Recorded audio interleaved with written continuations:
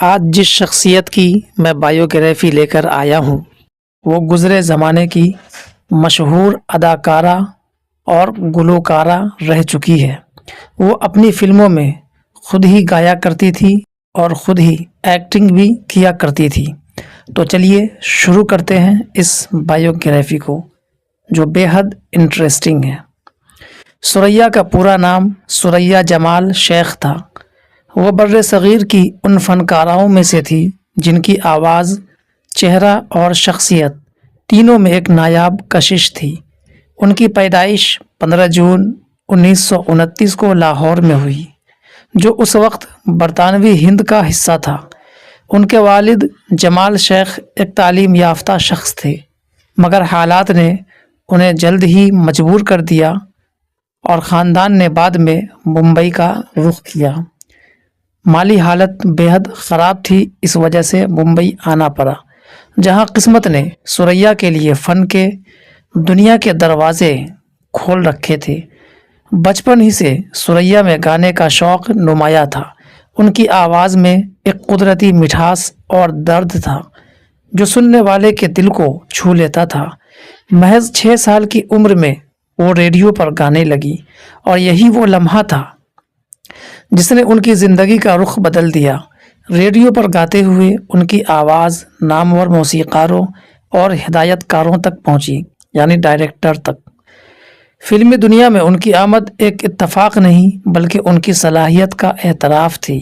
ابتدا میں انہوں نے چائلڈ آرٹسٹ کے طور پر کام کیا، مگر جلد ہی ان کی خوبصورتی اور آواز نے انہیں مرکزی کرداروں تک پہنچا دیا۔ 1940 کی دہائی کے آخر تک ثریا ایک ابھرتی ہوئی اسٹار بن چکی تھی۔ ثریا کی جوانی، سادگی اور باوقار انداز اس دور کی دوسری اداکاراؤں سے مختلف تھا۔ وہ شوق و شنگ نہیں بلکہ خاموش وقار کی علامت تھی۔ ان کی آنکھوں میں ایک اداسی اور مسکراہٹ میں ایک حجاب تھا جو اسکرین پر آتے ہی کہانی بن جاتا۔ اسی زمانے میں انہوں نے ایک کے بعد ایک کامیاب فلمیں دیں، جیسے دل لگی، مرزا غالب، دل ناداں، دو بدن، ثانیہ اور کئی دیگر۔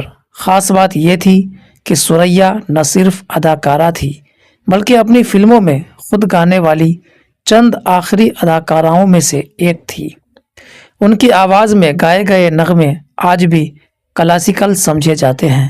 یہ وہ مرحلہ تھا جب شہرت، دولت اور کامیابی ان کے قدم چوم رہی تھی، مگر قسمت نے ان کے لیے خوشیوں کے ساتھ ایک ایسا درد بھی لکھ رکھا تھا جو آگے چل کر ان کی پوری زندگی پر چھا گیا۔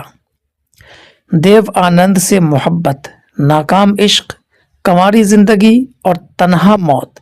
فلمی دنیا میں ثریا کی زندگی کا سب سے اہم اور دردناک باب دیو آنند ہے۔ یہ محبت کسی فلمی اسکرپٹ کا حصہ نہیں تھی بلکہ حقیقی گہری فلم ودیا 1948 کے دوران ہوئی۔ ایک مشہور واقعہ ہے کہ شوٹنگ کے دوران ثریا پانی میں گر گئی اور دیو آنند نے انہیں بچایا۔ یہی لمحہ ان کے دلوں کو قریب لے آیا۔ دونوں نے کئی فلموں میں ساتھ کام کیا اور اسکرین پر ان کی جوڑی کو بے حد پسند کیا گیا، مگر مسئلہ محبت کا نہیں، مذہب اور خاندانی مخالفت کا تھا۔ ثریا کے نانا اس رشتے کے سخت خلاف تھے۔ اس زمانے میں ایک کامیاب مسلم اداکارہ کا ہندو اداکار سے شادی کرنا خاندان کے لیے ناقابل قبول تھا۔ ثریا نے دیو آنند سے بے پناہ محبت کے باوجود خاندان کی نافرمانی نہ کی۔ یہ فیصلہ ان کی زندگی کا سب سے بڑا قربانی والا فیصلہ تھا۔ دیو آنند بعد میں شادی کر کے اپنی زندگی میں آگے بڑھ گئے، مگر ثریا وہیں کی وہیں رکی رہ گئی، وقت میں بھی اور جذبات میں بھی۔ اس کا ناکام عشق کے بعد ثریا نے کبھی شادی نہیں کی۔ وہ عمر بھر کنواری رہی۔ ان کی زندگی میں شہرت تھی مگر سکون نہیں، دولت تھی مگر ساتھی نہیں۔ وہ آہستہ آہستہ فلمی دنیا سے دور ہوتی چلی گئی۔ صحت کے مسائل نے بھی انہیں چاروں طرف سے گھیر لیا۔ خاص طور پر دل کی بیماری نے تو ان کو محض नाम का इंसान रहने दिया। सुरैया ने बकिया ज़िंदगी खामोशी, तन्हाई और यादों में गुजारी। न वो महफिलों में जाती, न इंटरव्यूज़ देती। देव आनंद का जिक्र आते ही उनकी आंखें नम हो जाती। ये मोहब्बत उनके दिल के आखिरी सांस तक जिंदा रही। बिलाखिर 31 जनवरी 2004 को मुंबई में सुरैया का इंतकाल हो गया और वो सितारा जो दहाइयों तक फिल्म इंडस्ट्री के आसमान पर चमकता रहा, अब उसकी चमक मांद पड़ चुकी थी और वो कब्र की आगोश में हमेशा के लिए सो चुकी थी।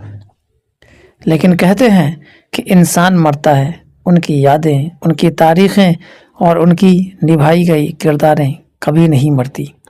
वो 74 बरस की थी।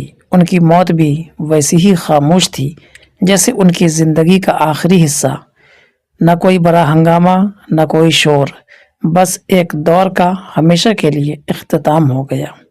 सुरैया सिर्फ एक अदाकारा नहीं थी, वो कुर्बानी, वफा और नाकाम मोहब्बत की अलामत थी।